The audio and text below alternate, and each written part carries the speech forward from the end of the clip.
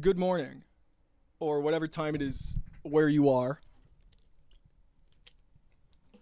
I was scrolling on Instagram Reels this morning and I saw this video of a guy ice fishing. The caption underneath it said, "The best 48-inch flat screen a man can get."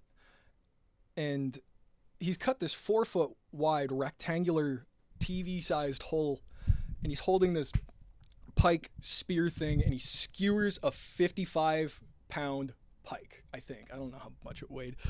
He stabs through this big-ass northern pike, it pulls it out, and he's posing with it like it's a trophy, because it is. Because he caught that thing himself with his hands, and I didn't know people still did that. I was pleasantly surprised to find that was alive as a sport, and I wouldn't have known without Instagram Reels, but I also saw that the top comment on this video was just 3 words. It just said, "Is this legal?" And I stopped and sat there for a second, because I don't really feel bad for the fish.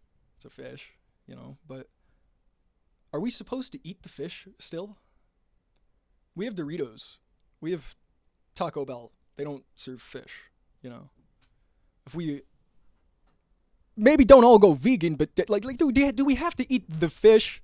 Because it's suffering when you stab it like that, and I don't know. I realized very quickly that many people are living their lives entirely digitally these days, and that maybe when COVID hit, we didn't all stop locking down when it stopped, if it did stop, which I guess it didn't for everyone, but,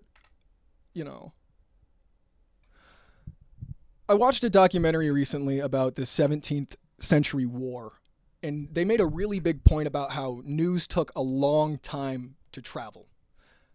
That when news finally did arrive of a battle coming across the world, it was 1, maybe 2 years later sometimes. When it came, it was an event. Everybody is gathering around the town crier, which was a real job, by the way, hanging on to every word. I don't know how you find that. Do they have, loudest guy contests every year? I don't know, but that sounds fascinating. News was rare and precious, though.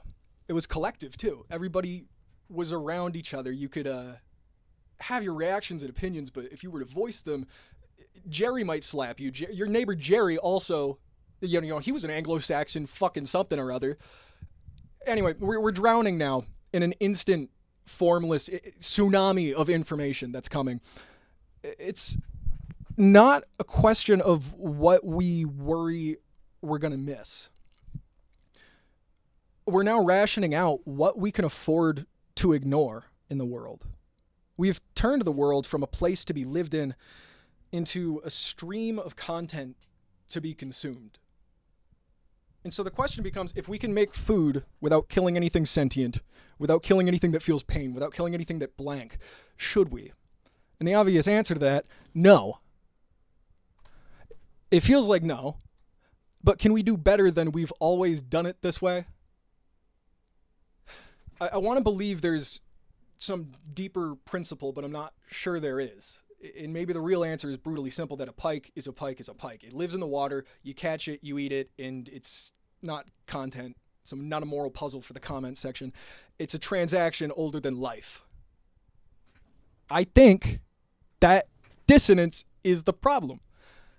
This ancient reality of killing your food and cooking it and then eating it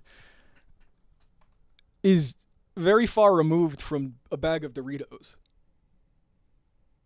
For so many people now, the fish is not a fish. The fish is data.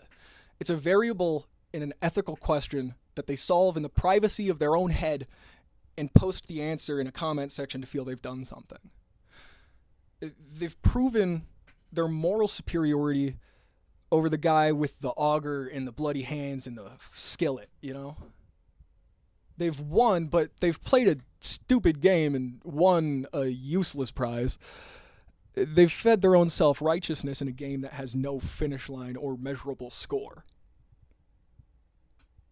And that is the ultimate luxury of modern life, is that we have outsourced our survival. Hunting, farming, building shelter, it's all handled by invisible supply chains and apps. We have so much free time now, we can sit around moralizing about a man who caught and ate a fish with his own hands. Hold on.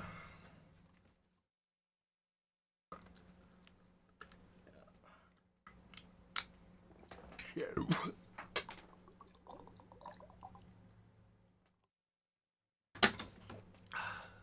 That one's flying. Oh my god. Wow.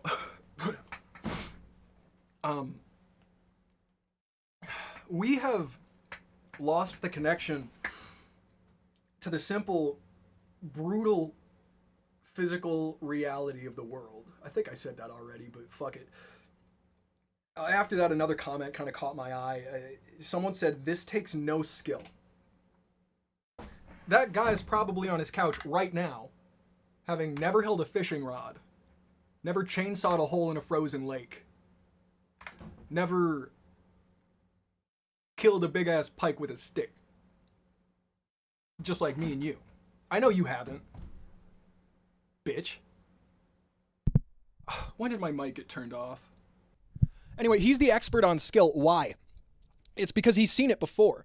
He's seen 1,000 fish catching videos. He's seen it so many times that the repetition has dulled the act for him. He's consumed the content so many times that he thinks he's consumed the experience. You don't consume experiences, you live them. That's the delusion of the digital age, of the information age, of modern times. We think that watching is doing. We think that having an opinion is the same as having knowledge, which is a very dangerous place to be. A society of experts on everything and masters of nothing. And to look at that pike, that beautiful, big, hard-earned pike, and say, this is nothing? Like, to be fair, you've probably seen some fucking crazy catches. This guy probably watches people skewer pikes every day. To be that jaded, it's poisonous. This endless scroll. It's a perfectly curated feed that has lots of videos that I love too. But what that commenter really means is that reality makes survival look like amateur hour. He says this does not entertain me, and he's mistaken his boredom for criticism. We're so desperate now for an ending that we've started treating other people's lives like they're unfinished stories that we're entitled to critique, and in our minds, complete. Is this legal? This takes no skill. These are not questions. These are power grabs with a beginning and a middle and an end. They're imposed on a moment that has nothing to do with them, that they don't know the beginning of or the end of, that you just have this much that you can see. That's been edited to this much. We've become so saturated with stories that we've forgotten how to live our own. It almost reminds me of that old saying about jazz improv, if you know it. They say you can spend the next week writing the next 30 seconds of a concerto, but in jazz, you get the next 30 seconds. The pressure to find meaning in life is not new, but it's faster. Here's a little history lesson for you. In 1774, 1 year after the Boston Tea Party, the Massachusetts government decides that nobody can fish for eels anymore. Why?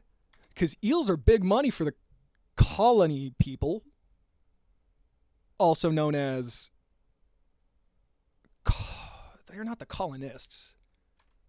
There's a word for them. Anyway, it's a huge export cash cow for the Americans. So they start banning local eel fishing and jail anybody who tries to. They make it a total monopoly for the colonial government being run by Britain, and even create a new job called the eel inspector.